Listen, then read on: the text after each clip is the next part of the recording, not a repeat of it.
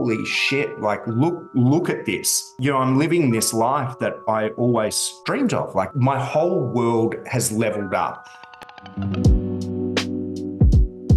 Yeah, so my name is Leigh Anderson Voigt. I'm the founder of First Home Specialists. So First Home Specialists is Australia's leading first home buyer advisory service. And what we do is we get first home buyers who really have no idea what they're doing, and we get them into a brand new house and land package that they own. Amazing. Wish I knew you back when I was living in Australia. When you joined how long ago did you join KPI? It would be 16 months ago. Why did you join? And what was life and business like back then? Yeah, so it's actually a long story. So the story begins like maybe 10 years ago, where one of you guys must have left KPI books in a yacht club, like just randomly left them there. And one of the people who owned a yacht gave it to me and said, you should read this. I never read it, but that was my first exposure to KPI. And then, you know, fast forward to my business 16 months ago, and I would have been best described as a solopreneur. So doing all right, but I'd just become an employee in my own business, and I was hating it. That wasn't the vision that I had for myself. So I knew there was another way to go about it, but I didn't quite know how to do it. And really what I was looking for, so before I began my business, I used to be a professional athlete, and triathlon was my sport. And what you do in triathlon is you would have a coach, the coach would give you a program, and then you'd really just have to execute on the program. And if you executed on the program, you would get something approximating the results that they wanted. And you didn't have to think too much. All you had to do was it was paint by numbers, do this, get this. And that's how I felt with business. Like, I had the motivation. I had some sort of vague vision of wanting to create what I'd call a real business. For me, being a solopreneur was, you know, I'm just a souped up sole trader. But I didn't know how to do it. So what I was looking for was someone to give me the direction. So I started getting inundated with KPI marketing. And then in the midst of doing that, I know Brad Beer, who I think is one of the earlier KPIs who's done reasonably well. And Brad's a physio, so he's very well known in triathlon circles.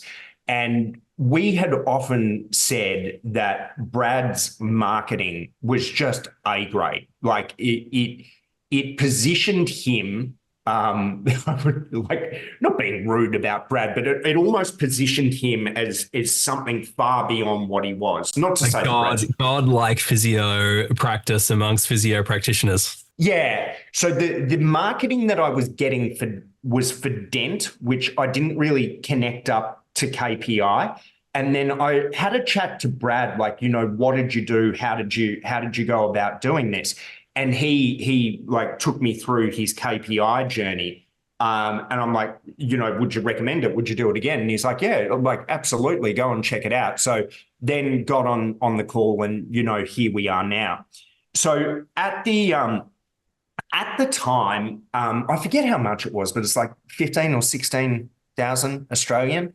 And it seems funny now because that amount of money is nothing now. But at the time, it was a really big investment for something that I kind of didn't know whether or not it would work. And I guess I was very lucky that I had seen the evidence of what Brad had already done, and he'd kind of given it its seal of approval, which gave me the balls, for want of a better word, to go out and spend the money and get committed to it. And getting committed, I think, is like also the key bit of information here, because you had the confidence, but you also sounded like that gave you the willingness to really get committed and do the work. Well, that's it, right? So when I got involved in KPI, I got involved. I came in. I think you call them intakes, and I came in the middle of an intake.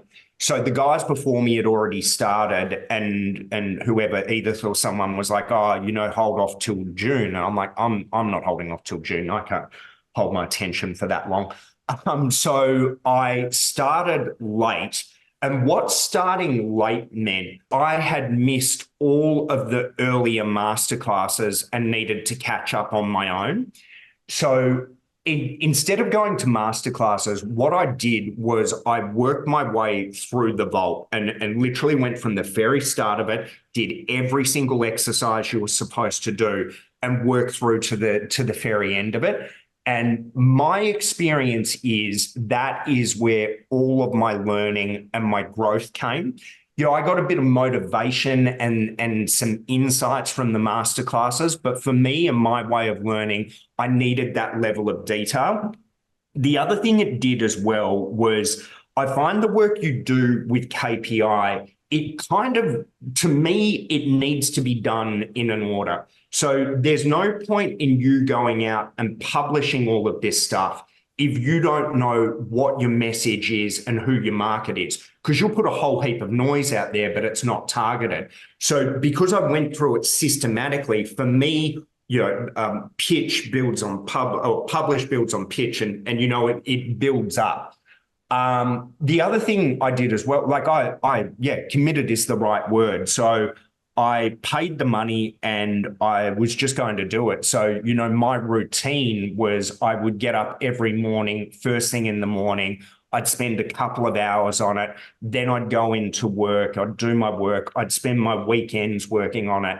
And for the first 6 to 9 months, I went backwards in my business. And it was really frustrating because I had contemporaries who were doing the same thing, and they were getting better while I was going backwards because I was working on this long-term plan, which was KPI. And one of the hardest bits is you've got this vision, or I had this vision in my head of what I believed it was going to be. But you create all of this content and you do all of this stuff in a vacuum. And you have no idea whether or not it's working. And I remember, the timeline won't be exact, but it was about 9 months into it, something like that, where I was doing a marketing call with the client. I'd never met her before. We'd only been speaking for about 30 seconds. And she says to me, she goes, "Oh, well, you always say," and started quoting me back to me. And I had this out-of-body experience where it took me a second to jerry with what was going on. I'm like, "Oh my God, it's working." But that was, call it 9 months. That was 9 months in. In other words, I was working every single day, day and night, earning less money, having no idea of what I was doing was working until then. And then all I knew was that someone had listened to it. That was the sniff that I needed that kept me going for the rest of it. Amazing. And so in that 9 months, for those that are listening, what did allow you to push through some of that fear, doubt, insecurity? Yeah, but what have I done? I think for every entrepreneur, you leave your job for most people. And your job is it's a safe place where you go in every day. It's not that much responsibility. You get a paycheck no matter what happens. And then you need to go out on your own. And when you go out on your own, it is terrifying. In fact, it's so terrifying that the vast majority of the world never do it. And you've got to overcome this massive mental hurdle. And I think the way I overcame it was I had a vision of what I wanted my life to be like and what I wanted to create. And it was the same thing with KPI, but now you're doing it when you're actually in your own business, where if the vision you have for what you want is clear enough, you'll stop at nothing to achieve it.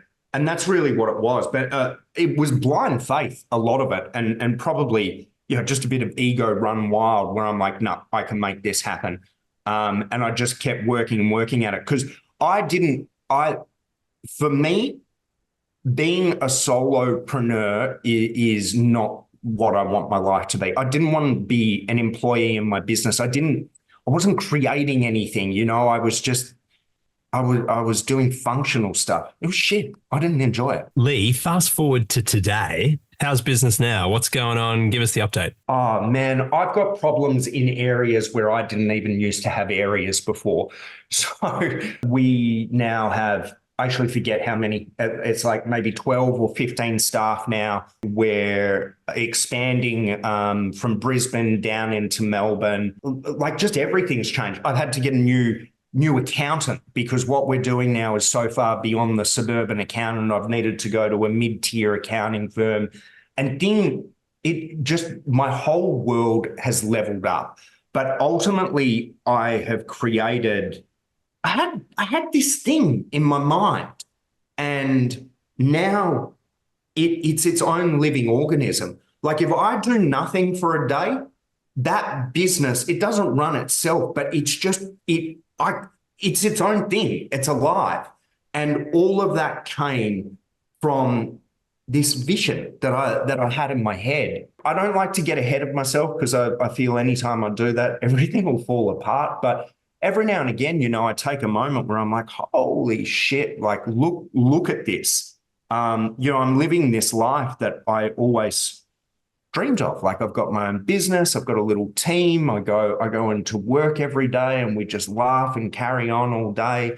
I live in paradise. It's literally called paradise. I wake up every morning looking over the water with the sun coming up. Like it's crazy. So that's how life's different. Congrats, dude. I love it. And I'm sitting here gushing over you for your, just the way you live these values that we talk about at Den, which is to be brave, put ourselves outside our comfort zone, to have the courage and willingness to do that, to take a risk, to have fun along the way. It's like it feels like you're enjoying the process, even though the process has been hard.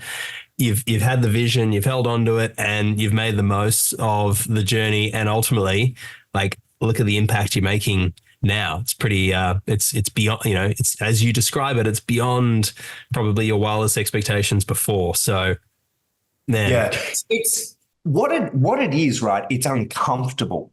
So a lot of the stuff you're doing is very uncomfortable. You're putting yourself outside your comfort zone. And that's what I found is the bit where you need to be the bravest, where it's like, yes, I don't like how this feels, but you just got to do it anyway. You got to lean into it. Help us understand some of the stats, like kind of quantify what was business like, before KPI in terms of revenue, size, things like that. Also like pains, problems, feelings, and then hit us with a few of the stats, transformation, how it makes you feel today. So could you help us build the arc of the before and after like that? Yeah. So when I first joined KPI, like I said, I was a solopreneur, which meant I was a jack of all trades, kind of master of none. I was everything in the business, from the IT guy to the sales guy to the accountant to everything. And I was just not, I wasn't effective, right? I wasn't living to what I felt was my potential. Where you fast forward to now, and we're getting consistently like 100 to 150 inquiries a day.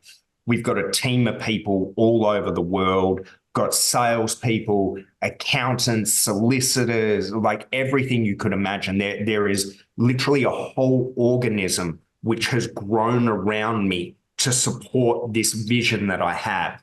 If I could give one bit of advice to someone coming into KPI, my advice would be to, number one, get rid of your preconceived ideas, but you've got to do the work. And when I listen to a lot of KPI people, like on Blockbusters or whatever, what's lacking is the work. You've just got to do it. And the thing is, you don't know what's going to hit for you, right? So I'll give you an example. For us, I created this podcast and I spent a whole heap of money on it. And I'm like, oh my God, why have I done this? That podcast, the clips from that podcast, so none of the enhanced stuff, literally just 30 seconds to a minute clips, get somewhere between 30 and 50,000 views every week. I had I had no idea that was going to happen. But I never would have been able to get to that podcast unless I'd done like the 20,000 words worth of articles, unless I'd written the book, unless I'd done all the pitch foundation stuff. But I didn't know that was what was going to hit for our market and for me, right? Because my personality's in it. So I've had people ring me up asking for advice on what to do. And I can tell you what has worked for me, but that won't necessarily work for you. What you have to do is all of the work. And if you do all of the work, something will hit for you. But you can't just pick and choose. And I think that's where people go wrong. Like if you've signed on to KPI, you've made a commitment. So it's a financial commitment, but paying the money doesn't make the thing happen. What makes the thing happen is doing the work. And you just got to commit. And you may go backwards for a little while, and you may not have spare time for a little while. But, as my daddy once said to me, you either work hard now or you'll work hard for the rest of your life. So you need to not just make the financial commitment, it's the commitment to do the work, which is going to make the difference. Well, Leigh Anderson, my friend, you are making a dent in the universe. You're a rock star. We salute you. Thank you so much.